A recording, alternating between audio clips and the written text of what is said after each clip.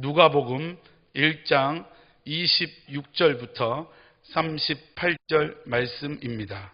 여섯째 달에 천사 가브리엘이 하나님의 보내심을 받아 갈릴리 나사렛이란 동네에 가서 다윗의 자손 요셉이라 하는 사람과 약혼한 처녀에게 이르니 그 처녀의 이름은 마리아라. 그에게 들어가 이르되 은혜를 받은 자여 평안할지어다. 주께서 너와 함께 하시도다 하니 처녀가 그 말을 듣고 놀라 이런 인사가 어찌함인가 생각하매 천사가 이르되 마리아여 무서워하지 말라. 내가 하나님께 은혜를 입었느니라. 보라 내가 잉태하여 아들을 낳으리니 그 이름을 예수라 하라. 그가 큰 자가 되고 지극히 높으신 이의 아들이라 일컬어질 것이요 주 하나님께서 그 조상 다윗의 왕위를 그에게 주시리니 영원히 야곱의 집을 왕으로 다스리실 것이며 그 나라가 무궁하리라. 마리아가 천사에게 말하되 나는 남자를 알지 못하니 어찌 이 일이 있으리이까? 천사가 대답하여 이르되 성령이 내게 임하시고 지극히 높으신 이의 능력이 너를 덮으시리니 이러므로 나실 바 거룩한 이는 하나님의 아들이라 일컬어지리라. 보라 내 친족 엘리사벳도 늙어서 아들을 배었느니라. 본래 임신하지 못한다고 알려진 이가 이미 6달이 되었나니 대저 하나님의 모든 말씀은 능하지 못하심이 없느니라. 마리아가 이르되 주의 여종이오니 말씀대로 내게 이루어지이다 하매 천사가 떠나가니라. 아멘. 우리가 12월 달을 맞이하면 우리는 벌써 한 해를 마감하는 결산의 달이기도 하고요. 또 12월이 되면 우리 그리스도인들은 가장 축제인 성탄절이 있기도 합니다. 여러분, 성탄절 하면은 하나님이 인간이 되셔서 오신 사건을 이야기할 때 우리는 성탄, 이 절기를 성탄절이라 이렇게 부르지요. 원래 예수님이 이 땅에 오신 것은 그냥 어느 날 갑자기 이 땅에 오신 게 아니에요. 우리가 성경 전체를 보면 예수님께서 이미 오시기 전 700년 전에 이사야 선지자를 통해서 예언하신 바가 있고요. 창세기 1장, 2장에서 보면은 하나님이 인간을 창조하신 후에 범죄하자 그 죄값으로 뱀이 사람의 발꿈치, 여자의 후손의 발꿈치를 물 것이다 라고 하는 여자의 후손이 벌써 여기서 예시된 바가 있습니다. 그분이 바로 누구예요? 예수 그리스도입니다. 요한복음 1장 1절에서는 아주 우리에게 분명하게 태초에 말씀이 계시니라. 이 말씀이 하나님과 함께 계셨으니 이 말씀은 곧 하나님이시니라. 이렇게 말씀하시고요. 근데 때가 되었습니다.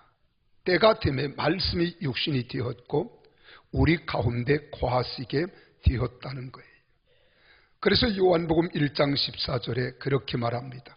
말씀이 육신이 되어 우리 가운데 거하심에 우리가 그의 영광을 보니 아버지의 독생자의 영광이요 은혜와 진리가 충만하더라 라고 말합니다. 그러니까 예수님의 탄생은 인류 역사에 있어서 가장 큰 최대의 사건입니다. 오늘날 우리가 말하면 빅뉴스예요. 그리고 예수님의 탄생이 역사의 분기점이 되었다는 사실은 우리가 너무나도 잘 알잖아요. 예수님이 오신 그 기점을 통해서 예수님이 오시기 전을 우리는 BC 이렇게 말합니다.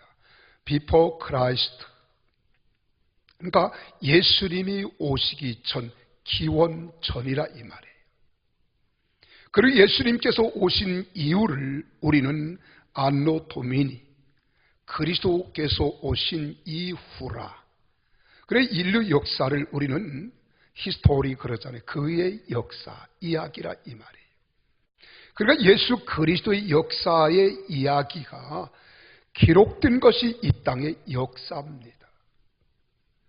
그런데 역사의 주인은 누구냐? 하나님이시라는 거예요. 하나님께서 역사를 운행하는 가운데 예수 그리스도를 이 땅에 보내주시고 그 그리스도를 기점으로 해서 역사는 주님이 오시기 전과 주님이 오시고 난 후 이 역사를 이야기하는 거예요. 오늘은 예수님을 낳아서 성모가 된 마리아가 은혜를 입은 여인으로서 성모가 된 배경을 생각하면서 그 마리아의 아름다운 신앙, 숭고한 신앙을 본받는 성도와 교회가 되자는 의미로 오늘 이 말씀을 함께 준비했습니다. 예수님은 하나님의 아들이시면서도 사람으로 나시기 위해서는 한 여인의 몸이 필요했어요. 그래서 그 여인의 바로 누굽니까? 처녀야 말이에요. 이것을 우리 남자를 가까이 하지 아니한 동정녀여야만 했다는 것입니다. 뭐 세상의 여자들이 한둘인가요? 그 처녀가 한둘입니까? 그 당시 인류의 역사를 보면은 예수님의 어머니 마리아의 나이가 15에서 17 정도 되었을 것이다. 이렇게 역사학가들은 추정을 합니다. 왜 그런가 하면 그 당시에는 그 나이가 정혼기였어요. 그러니까 15, 17살 된 처녀들이 어디 한둘이었어요. 시집가지 아니한 처녀들은 다 처녀지. 근데 그 많고 많은 사람들 가운데 왜 하나님이 특별히 여기 마리아를 선택했을까? 그 선택하게 된 배경과 동기는 어디에 있을까? 이걸 우리 궁금하잖아요. 마리아는 은혜를 입었고 예수님을 잉태하고서 10달 동안 품고 있었습니다. 이보다 더 영광스러운 일이 어디 있어요? 하나님을 내 마음에 품고 있다. 내 가슴에 품고 있다. 내 육체에 하나님을 품고 있다. 여러분 상상해 보셨습니까? 이건 우리가 평범하게 넘겨야 할 사건이 아니에요. 이 일에 대해서 처녀였던 동정녀 마리아는 누가복음 1장 46절에서 48절에 자기 스스로를 향하여 이렇게 표현하고 있습니다. 마리아가 이르되 내 영혼이 주를 찬양하며 내 마음이 하나님 내 구주를 기뻐하였음은 그의 여종의 비천함을 돌보셨습니다. 보라 이제 후로는 만세의 나를 복이 있다 일컬으리라. 지금 마리아가 자기 자신에 대하여 예수님을 태중에 모시고 계시는 그 결과를 가르쳐서 그가 그렇게 말합니다. 만세에 나를 복이 있다 일컬으리로다. 우리도 주님을 위해서 이렇게 쓰임 받을 수 있다면 얼마나 영광이겠는가. 저는 그 생각을 해보는 거예요. 우리 몸에 예수님을 모시고 하나님을 모시고 살아가는 이 마리아 처녀에게 이런 영광스러운 일이 있었다고 한다면 이런 일을 겪은 이 여인에게는 최고의 축복이요 최고의 은혜요 최고의 하나님의 은총입니다. 여러분도 하나님의 이 은혜를 입은 여인 마리아처럼 이 세상을 사는 동안 짧은 인생 안에요 좀 멋지게 쓰임받는 성도와 거룩한 교회가 될 수 있기를 나는 주님의 이름으로 축복합니다. 여러분, 마리아가 이토록 은혜를 입고 귀하게 쓰임받을 수 있었던 비결은 도대체 어디에 있을까 하는 거예요. 이런 은총을 입은 원인은 어디에 있을까? 우리도 일생을 살아가면서 이런 은혜를 받을 수 있지는 않을까? 이런 은혜를 누릴 수만 있다면, 이런 영광을 우리가 받을 수 있고 취할 수 있다면 더 우리가 무엇을 기대하겠는가? 영광 중에 최고의 영광을 누렸고 기쁨을 누렸던 이 마리아처럼 우리도 어떻게 그렇게 할 수 있을까? 이게 우리가 바라는 바람이에요. 우리의 소망이고 우리가 바라는 기대치입니다. 오늘 여기 성모 마리아만 이런 은혜와 영광을 누리는 것이 아니라 우리 사랑하는 모든 성도들에게도 이런 기쁨과 감격과 은혜가 넘쳐나는 하나님의 거룩한 성도들, 하나님의 교회가 되기를 주님의 이름으로 축원합니다. 그 첫째는 뭐냐? 하나님의 은혜를 입었다는 거예요. 은혜를 입었다.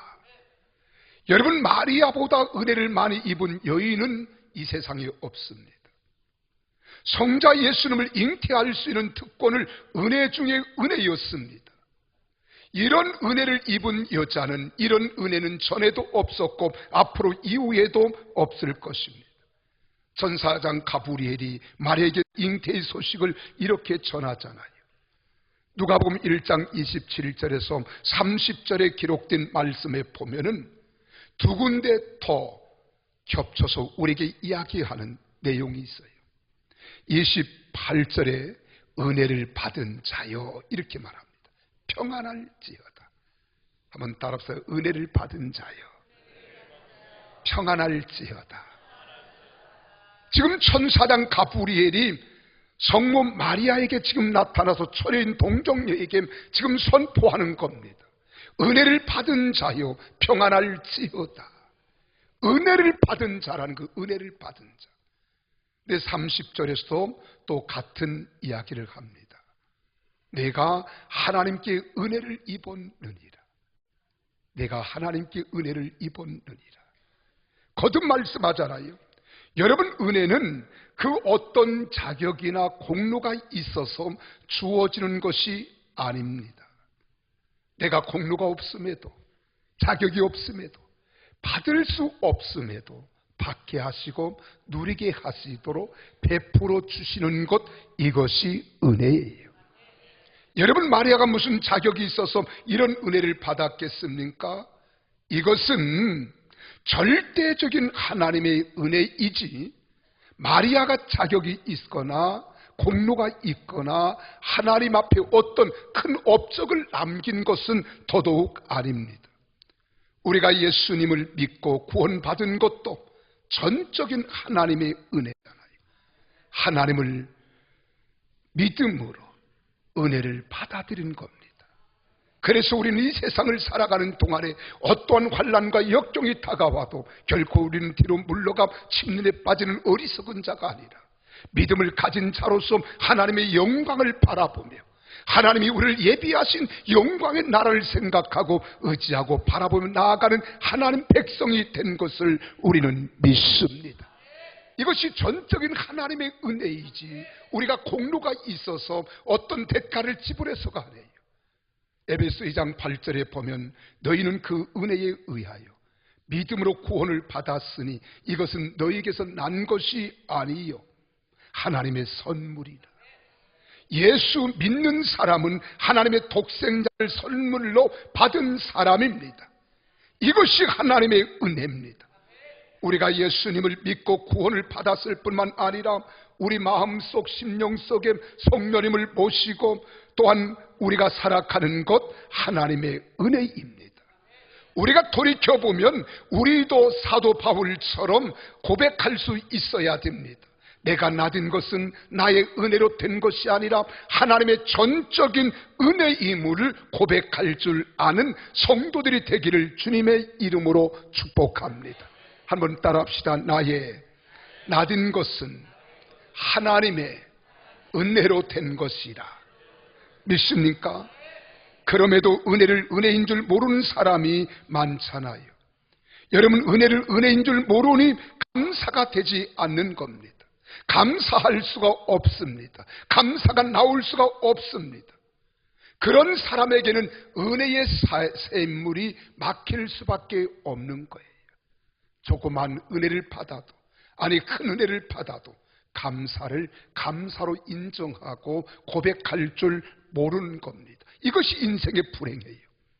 우리 평택 순복음교회 성도들은 은혜를 깨달으십시다. 그리고 감사하는 자들이 되시기를 바랍니다. 우리는 은혜를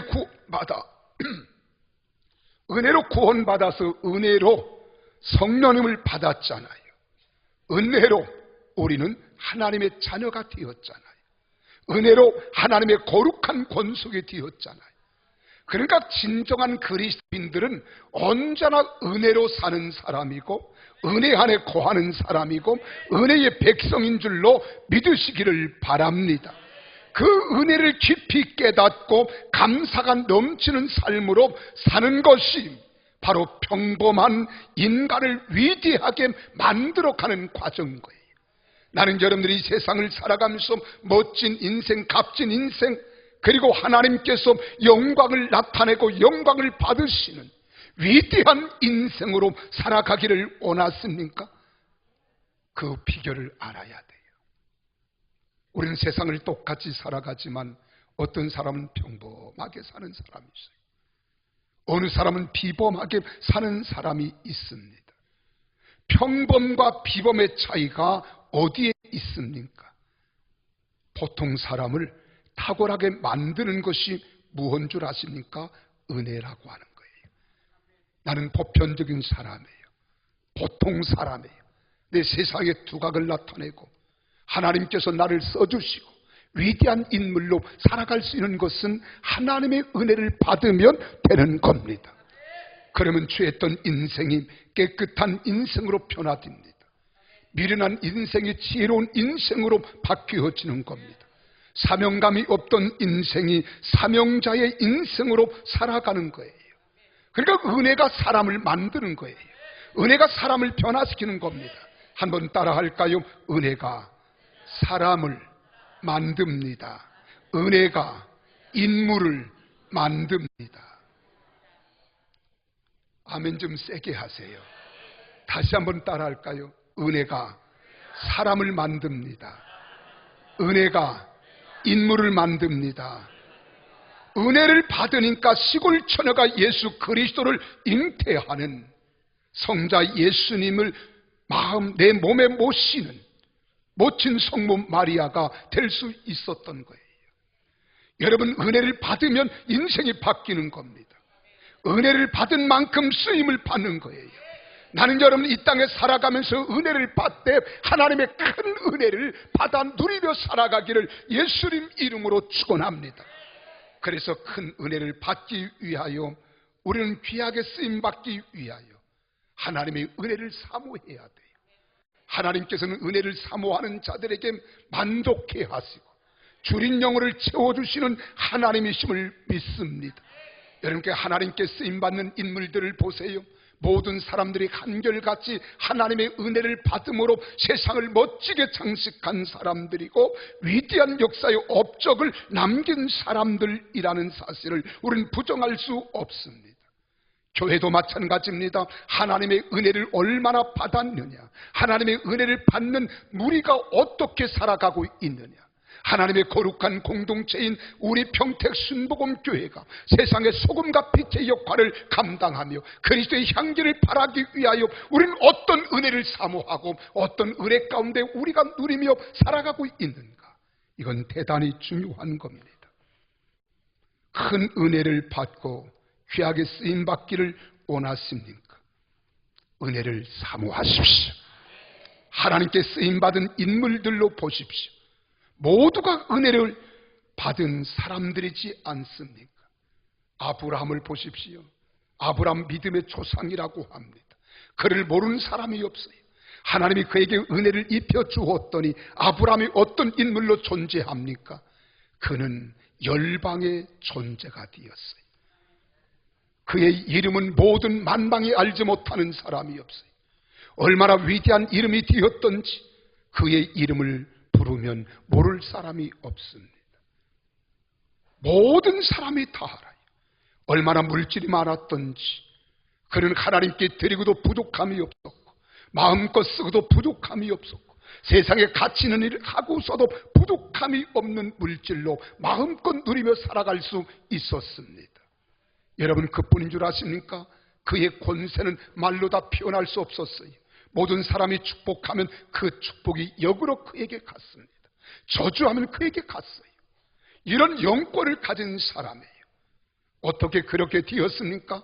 그는 본래 은혜를 입을 수 있는 환경, 조건, 시대 아니었습니다.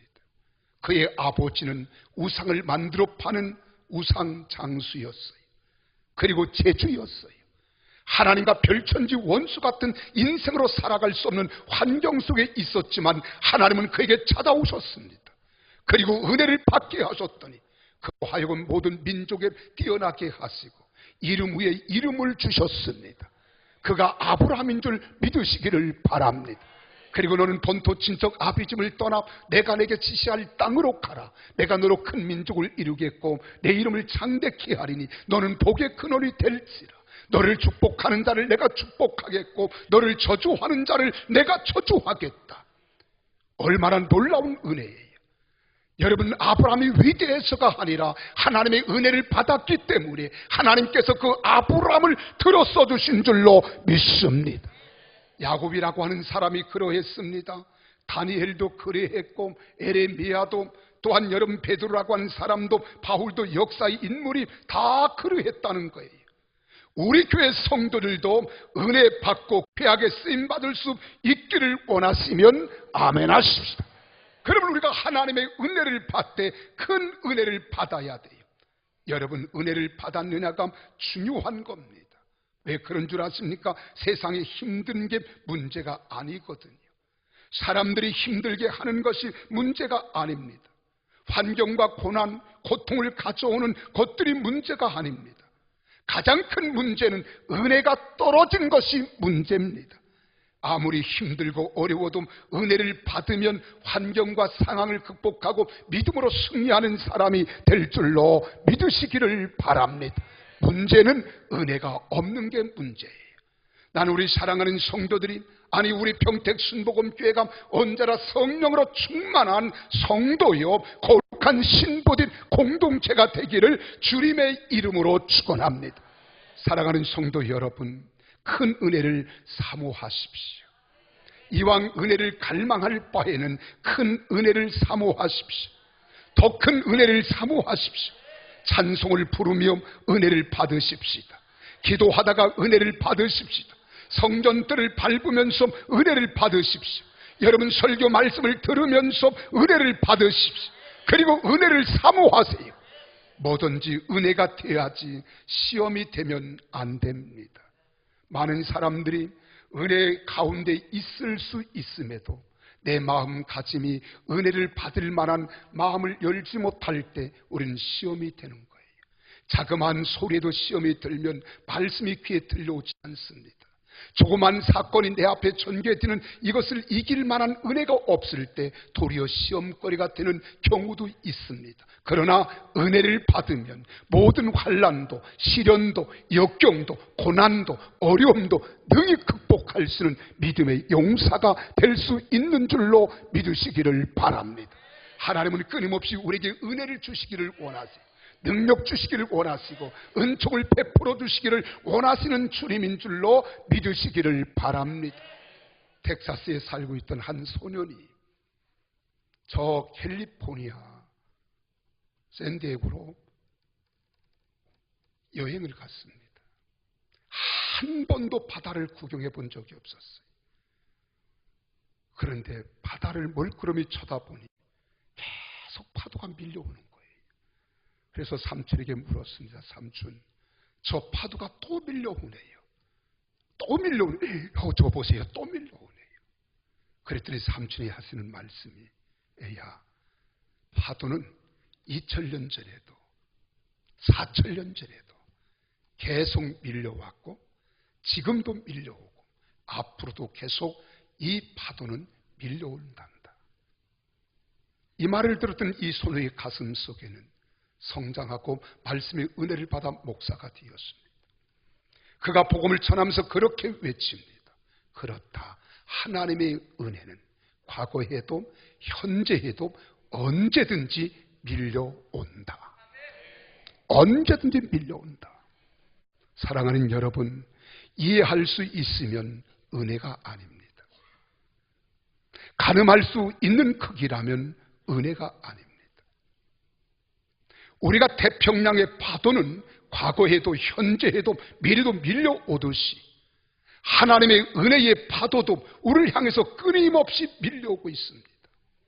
우리는 머리로도 가슴으로도 경험으로도 이해되지 않는 것이 하나님의 은혜인데, 하나님의 은혜는 지금도 여러분을 통해서 하나님의 일꾼으로 사용됨을 받게 하시려고 지금도 밀려오고 있음을 믿으시기를 바랍니다. 이것을 주저하지 마십시오. 거부하지 마십시오. 하나님이 쓰시는 사람은 반드시 은혜를 입은 사람인데, 나는 여러분들이 시험에 들어 넘어지고 쓰러지고 포기하는 인생이 아니라 어떤 역경도 고난도 이길 수 있는 능력을 주시는 하나님의 은혜를 덧입는 성도들이 되시기를 예수님 이름으로 축원합니다. 또한 뿐만 아닙니다. 여인 마리아는 현숙하고 순결한 여인이었음을 우리가 발견할 수 있습니다. 마리아는 요셉이라는 청년과 정혼한 사이였잖아요. 여러분, 정혼은 이미 맺은 약혼을 공식화합니다. 그래서 유대의 랍비들은 이들 두 사람을 세워놓고 서약을 합니다. 그리고 마을 사람들이 다 알 수 있도록 널리 공포하는 거예요. 일단 정혼이 이루어지면 법적인 구속력을 가집니다. 그리고 거의 부부가 된 것이나 다를 바가 없습니다. 그래서 요셉과 함께 고향으로 지금 호족하러 간 거예요. 그럼에도 불구하고 결혼 전까지 순결을 지켰다는 것, 이거 한번 생각해 보세요. 우리 같이 한번 34절을 읽어보실까요? 함께 읽습니다. 시작. 마리아가 천사에게 말하되 나는 남자를 알지 못하니 어찌 이 일이 있으리까. 이 말이 무슨 말이죠? 부정하지 않았다는 겁니다. 순결을 잃지 않았다는 거예요. 죄악에 물들지 않았다는 겁니다. 세속에 타협하지 않았다는 겁니다. 이렇게 현숙하고 깨끗한 동정녀의 태를 빌어서 하나님의 독생자 예수님께서 탄생한 거예요. 오늘 보세요. 요조음은 약혼은 고사하고 서로 교제 중에 순결을 잃어버리는 사람들이 얼마나 많습니까? 아니, 잊어버린 것이 아니라 순결을 주잖아요. 세상이 지금 얼마나 타락했습니까? 하나님은 어떤 사람을 쓰시느냐? 마리아처럼 순결한 사람, 현숙한 사람을 쓰는 거예요. 우리가 영적으로나 육적으로 순결을 지킬 때 주님이 우리를 사용하시는 겁니다. 하나님의 거룩한 교회도 거룩한 신부로 준비될 때만이 사용하시는 거예요. 더러운 그릇에는 음식을 담아 먹지 않습니다. 하물며 거룩하신 하나님께서 거룩한 일을 위하여 깨끗한 심령, 깨끗한 사람, 깨끗한 그릇으로 준비된 교회를 사용하시지 않겠습니까? 금그릇이 아닐지라도 깨끗한 그릇이면 사용하십니다. 여러분도 마리아처럼 순결을 지킬 수 있는 성도요, 거룩한 공동체인 교회가 되시기를 예수님 이름으로 축복합니다. 순결을 지켜야 하는 이유는 분명합니다. 왜 우리가 순결을 지켜야 합니까? 하나님 앞에 이런 모습으로 살아가야 합니까? 우리의 몸이나 거룩한 공동체인 교회는 그리스도의 영이 거하는 성령의 전이기 때문에 그렇습니다. 여러분 몸과 교회는 성령의 거처가 된다는 사실을 기억하고 깨끗하게 하십시오. 그리고 우리의 몸과 교회는 주님의 핏값으로 사신 것을 기억하시기를 바랍니다. 우리가 주님의 핏값으로 사신 이유가 무엇인지 알 수 있겠지요.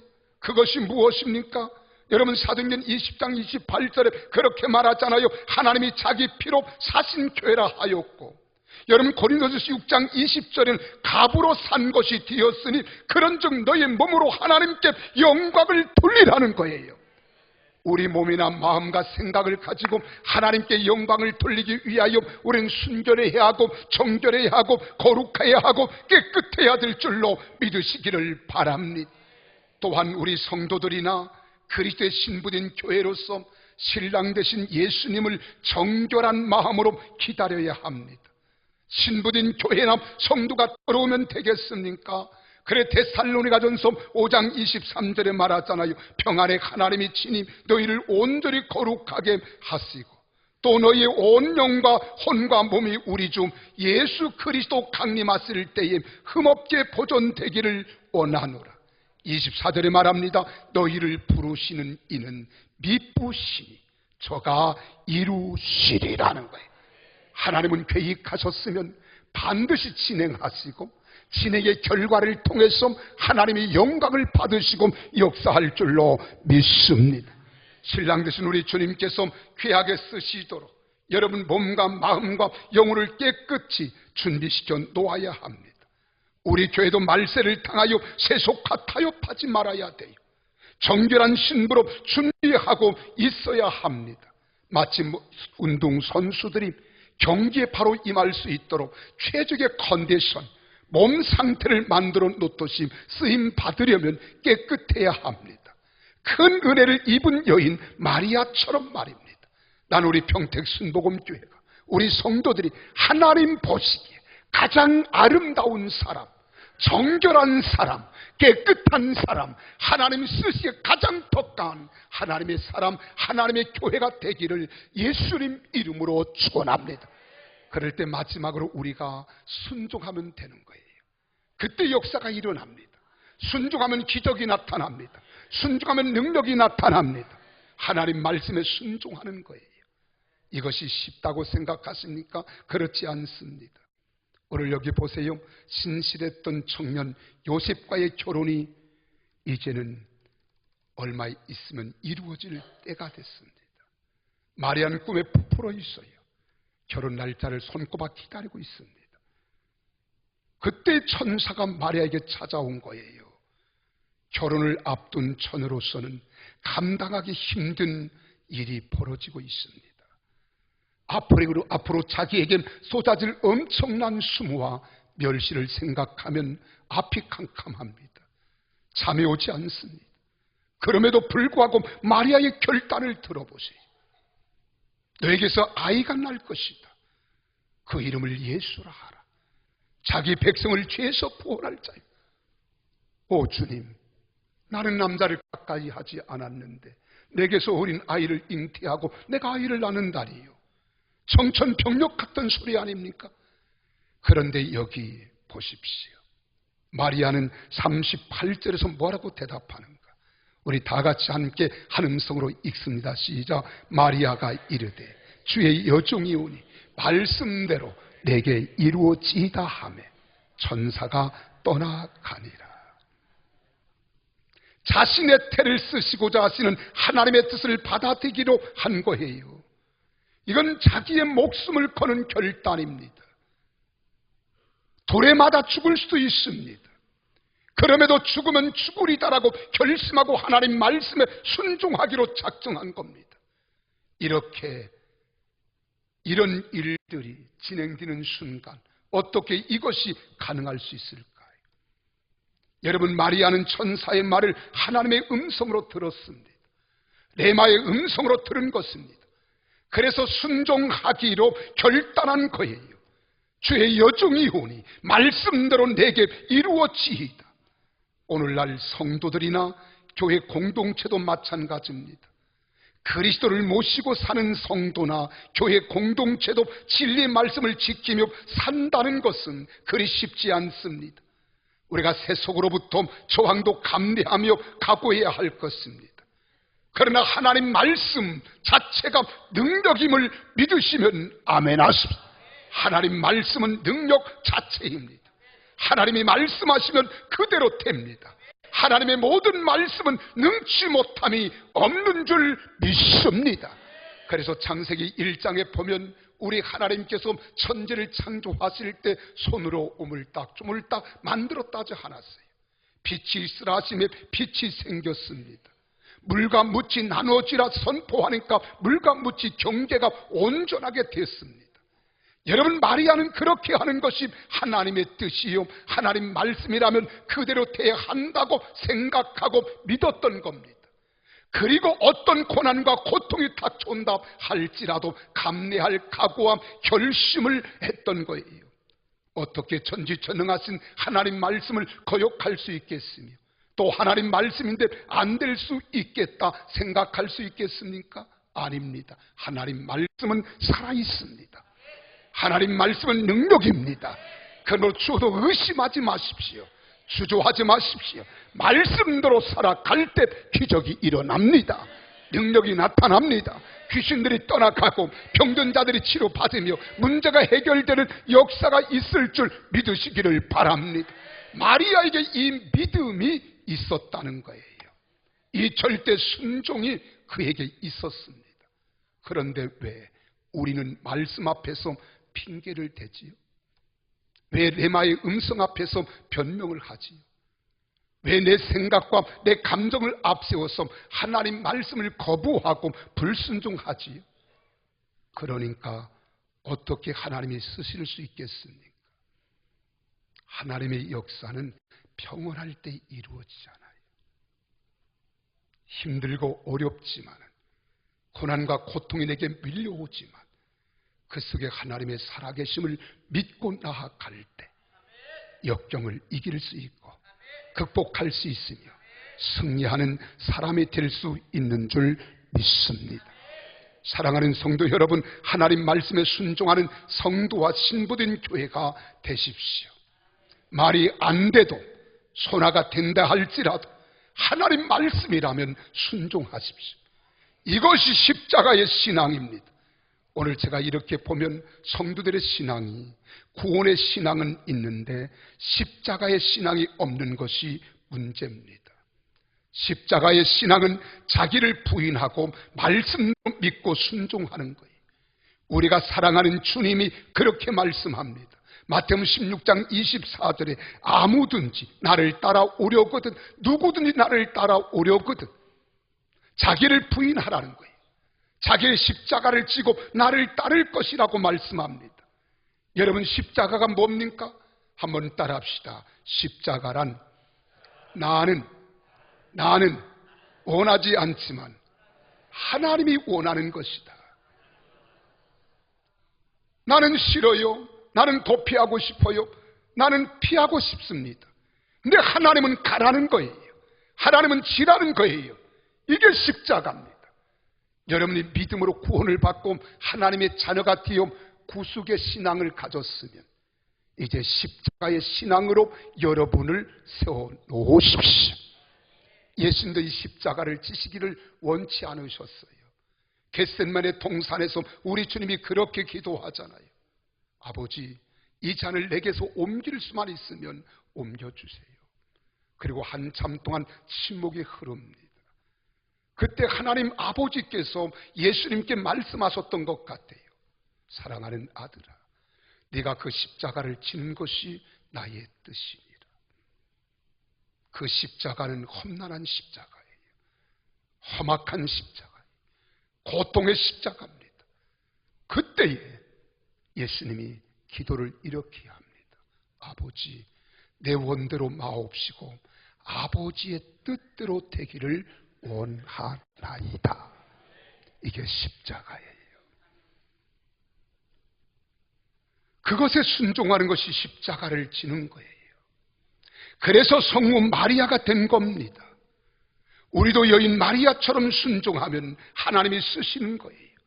나를 부인하고 십자가를 지면 하나님의 뜻을 이룰 수 있습니다. 마리아에게 은혜를 주시고 예수님의 성탄을 이루어 줬듯이 우리 성도들과 거룩한 교회를 통해서 성령 충만한 성도로 교회로 삼아주심으로 예수 그리스도의 이름만 널리 선포되고 생명을 구원한 복음이 온 세상에 가득히 전파될 수 있기를 예수님 이름으로 축복합니다. 그리고 나는 십자가를 지는 일을 주저하지 마십시오. 그 십자가를 쳐야 무한한 영광이 있습니다. 그 십자가를 칠 때 능력이 있습니다. 그 십자가를 칠 때 하나님이 예비하신 영광의 축복이 있는 줄 믿습니다. 하나님의 은혜는 이분 이 여인 마리아처럼 우리도 큰 은혜를 받아야 합니다. 거룩하고 정결한 성도, 신부된 교회가 되어서 살아계신 하나님 말씀을 순종하며 하나님의 큰 역사를 경험하는 성도들이 다 되시는 12월이 되기를 주님의 이름으로 축복합니다. 기도하겠습니다.